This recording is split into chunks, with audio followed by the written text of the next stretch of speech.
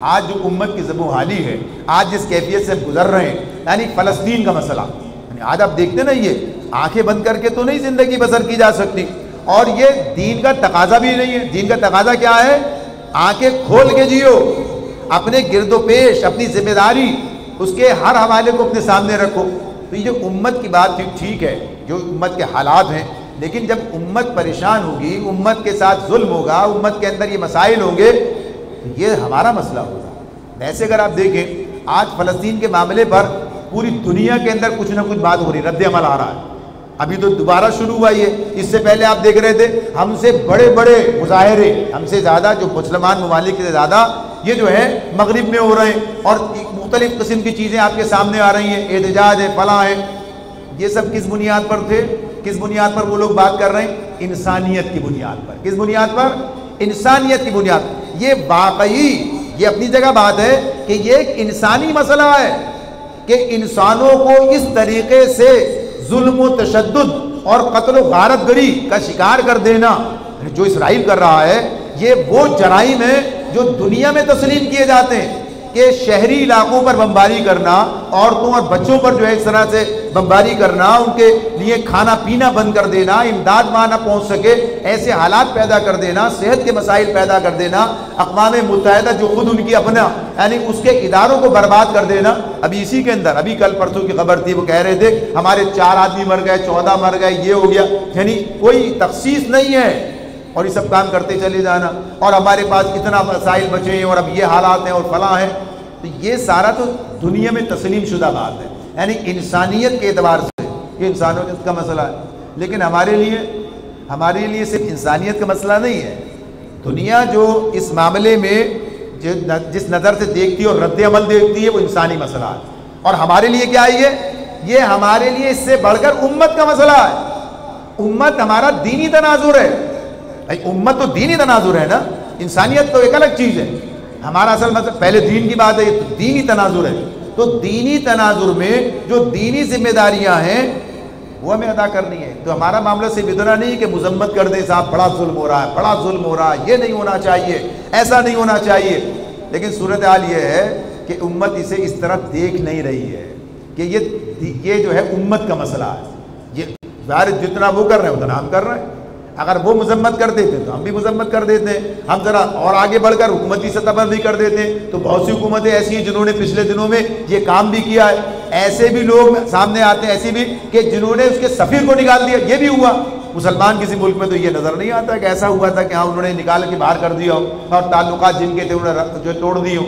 लेकिन ये मामला सिर्फ इतना नहीं है, हमारे लिए उम्मत का मसला है। और उम्मत का मसला उसी वक्त बनेगा जब उम्मत का तनाजुर पैदा होगा, जब उम्मत की कैफियत। तो वही मसला कि दीन चूँकि हमारे अंदर उस तरह उस दर्जे में नहीं है, तो ये सूरत हाल अपनी जगह है। तो इसको बदलना है, इसको बदलना है। बदले बगैर चीज़ें नहीं हो सकती हैं।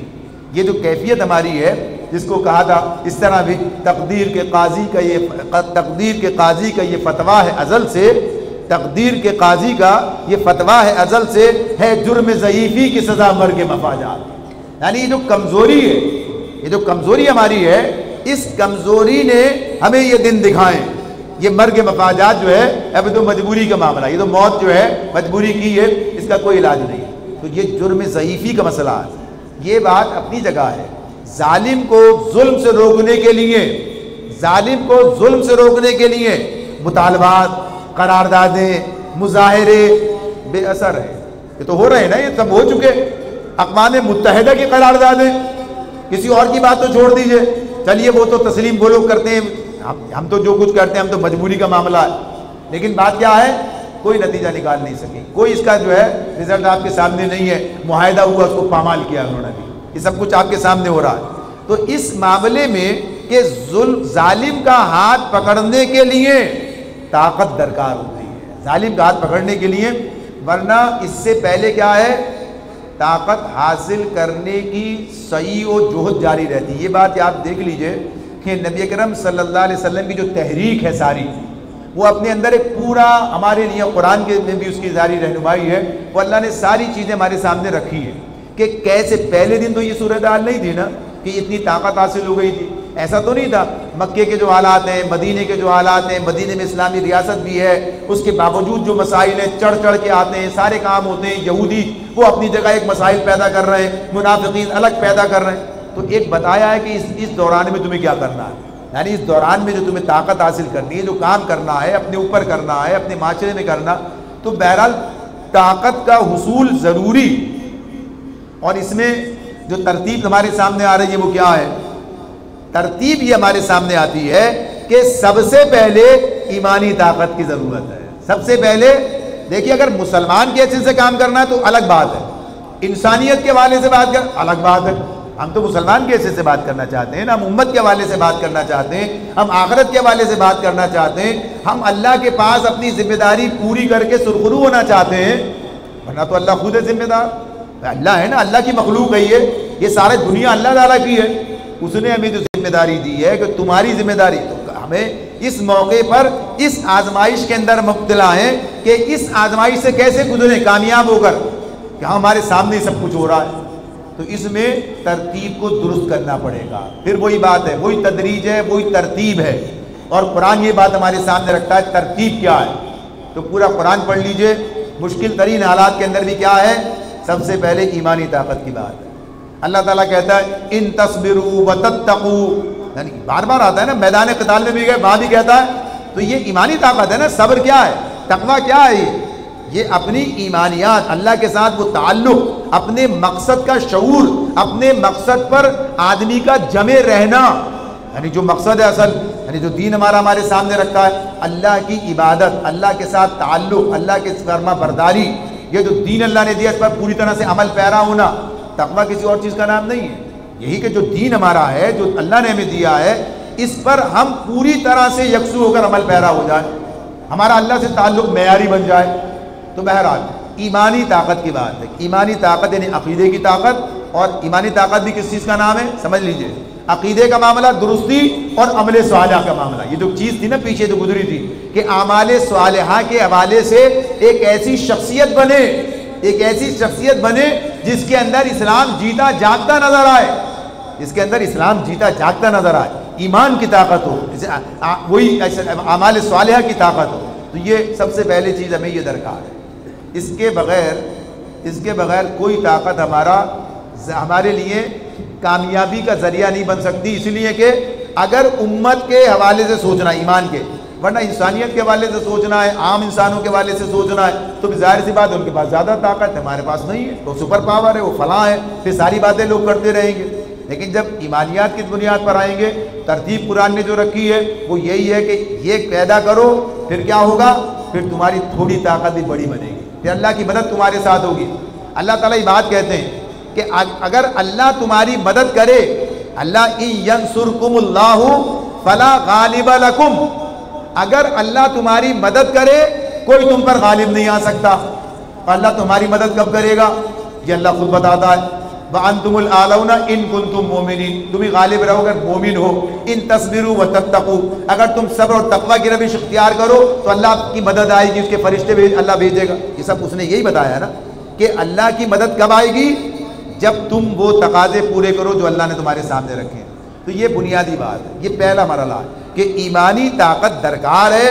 उसके बाद कौन सी ताकत दरकार है, रियासती ताकत दरकार है। उसके बाद क्या है, रियासती ताकत दरकार है। आप तरतीब देख लीजिए, आप तरतीब देख लीजिए, ये कोई ऐसी बात नहीं है मक्के से निकल के मदीने आ रहे हैं, यानी ईमानी ताकत किस दर्जे पर पहुंची हुई है। और फिर क्या है, मदीने में आने के बाद जब इस्लामी रियासत बन जाती है, अब सारे मामला शुरू हो जाते हैं, अब सारे मामला हैं, अब रियासत का मामला है, ये क़िताल के मैदान है, ये सारे ये जो टकराव है, ये टकराव अब इनके दरमियान है। ये अब मदीने की रियासत है ना, इसके साथ मामला है, इसके साथ है। बदर के मैदान में कौन है, यानी मदीने की रियासत है। अब ओहद के अंदर किसके साथ मुकाबला है, ये सारे मामला देखें तो आपके सामने आएंगे।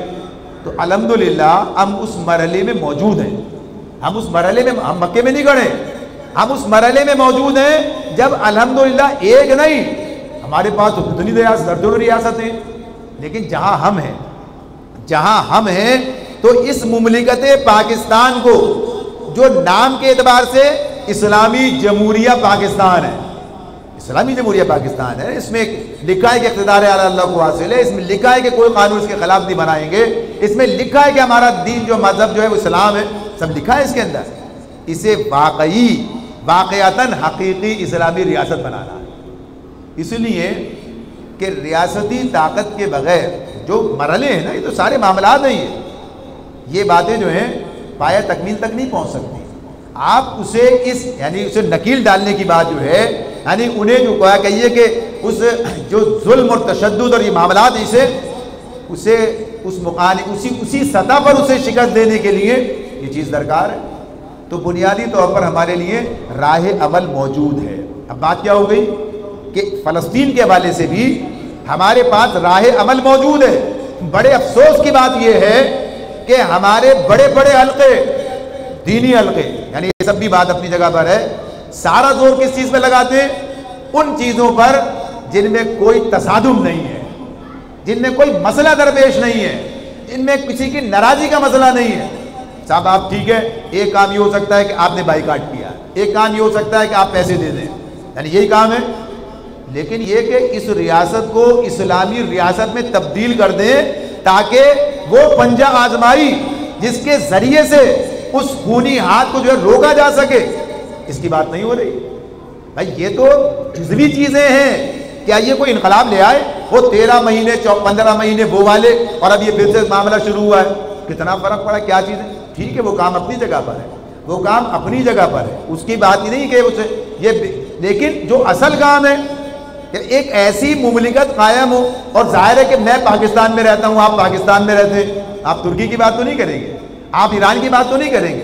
भाई वो जहाँ रहते हैं उनका काम है, अगर अच्छा करेंगे हम हिमायत करेंगे, बुरा करेंगे जाहिर सी बात है कि आप मुसम्मत कर दें, बस इतना।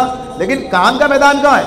काम का मैदान तो यहाँ है। अगर यहाँ सही तौर पर इस्लामी रियासत कायम हो जाती है जिसकी खारजा पॉलिसी इस्लाम के मुताबिक होगी, आज हम कहते हैं फौज नहीं कैसे जाएगी? भाई खारजा पॉलिसी क्या है, उसके मुताबिक काम होगा ना।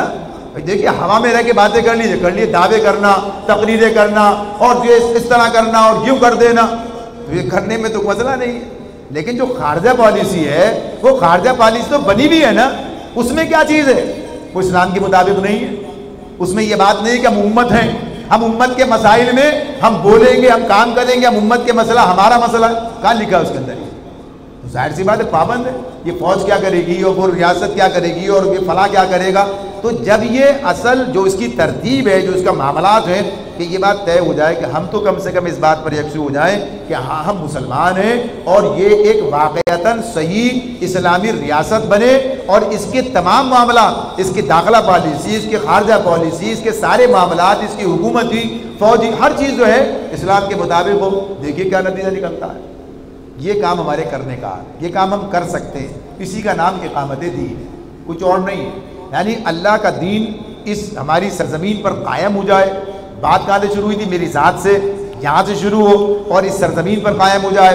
ये वाकई सही तौर पर इस्लामी फलाही तो खुद ब खुद बनती है जब इसके साथ होता है, वो रियासत बन जाए। फिर देखिए मुकाम का मसला भी हल होगा और बैनुल अक़वामी मसले भी हल होंगे। इसके बगैर जितना चाहे शोर करते रहे हम, कोई नतीजा नहीं निकलेगा। अल्लाह ने यही तरतीब बताई है, यही तरतीब दी है। ये सब काम हुआ, अल्लाह ने मदीने की रियासत अता फरमा दी और उस रियासत ने अपनी जिम्मेदारियां पूरी की। वो घर में आके बैठ नहीं गए, उन्होंने कहिए कि जिस तरह से हम ठोक के काम किया और सर तोड़ के काम किया, यानी इस तरह से, तो ये काम तो हमें करना पड़ेगा।